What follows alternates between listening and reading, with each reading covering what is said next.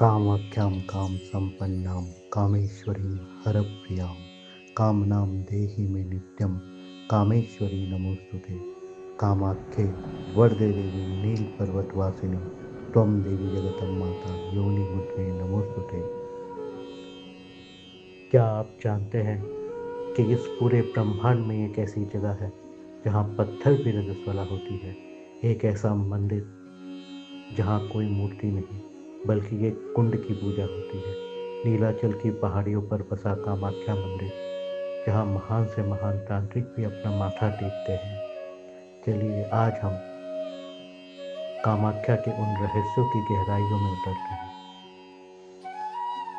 दक्ष यज्ञ विध्वंस के पश्चात जब भगवान शिव सती के मृत देह को अपने कंधे पे उठाकर तांडव नृत्य कर रहे थे और ये संपूर्ण जगत रसातल में चला जा रहा था। इस जगत की रक्षा हेतु भगवान विष्णु ने अपने सुदर्शन चक्र से सती के शरीर के कईयों टुकड़े कर दिए और प्रत्येक टुकड़ा कहीं न कहीं गिरा।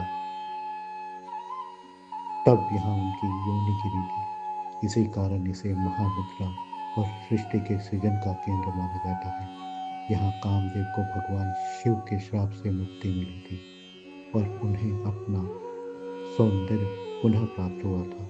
इसीलिए इसका नाम कामाख्या कामरूप पड़ा, यानी कामदेव ने अपना खोया हुआ रूप पुनः यहीं कामाख्या में ही प्राप्त किया। यहाँ गर्भगृह में कोई प्रतिमा नहीं है। एक योनि के आकार के शिला के ऊपर से प्राकृतिक झरना बहता रहता है। हर साल जून के महीने में मंदिर 3 दिन के लिए बंद रहता है। उस समय भगवती अपने मासिक धर्म में होती है। कामाख्या कौल तंत्र या वामाचार मार्ग का मुख्य केंद्र है। यहाँ की गई साधना कभी विफल नहीं होती। यहाँ माँ कामाख्या के साथ उमानंद भैरव का दर्शन अनिवार्य है, जो ब्रह्मपुत्र के बीच एक टापू पर स्थित है। यह सृष्टि की सृजन शक्ति की पूजा है। यह सिखाता है कि प्रकृति में कुछ भी अपवित्र नहीं है। मंदिर की वास्तुकला, मंदिर का शिखर मधुकर शैली में बना है। बाहरी दीवारों पर गणेश, चामुंडा और विभिन्न देवियों, योगिनियों की अद्भुत मूर्तियां हैं, जो उत्कृष्ट शिल्प कौशल को दर्शाती है। मंदिर के गर्भगृह में बहने वाला प्राकृतिक झरना सर्वदा ही बहता रहता है। विज्ञान के लिए आज भी यह शोध का विषय है कि नीलाचल पर्वत की ऊंचाई पर जल का वह स्रोत कहाँ से आता है, जो निरंतर उस शिला का अभिषेक करता रहता है। कामाख्या मंदिर के परिसर में केवल एक मंदिर नहीं, बल्कि 10 महाविद्याओं के अलग अलग मंदिर भी है।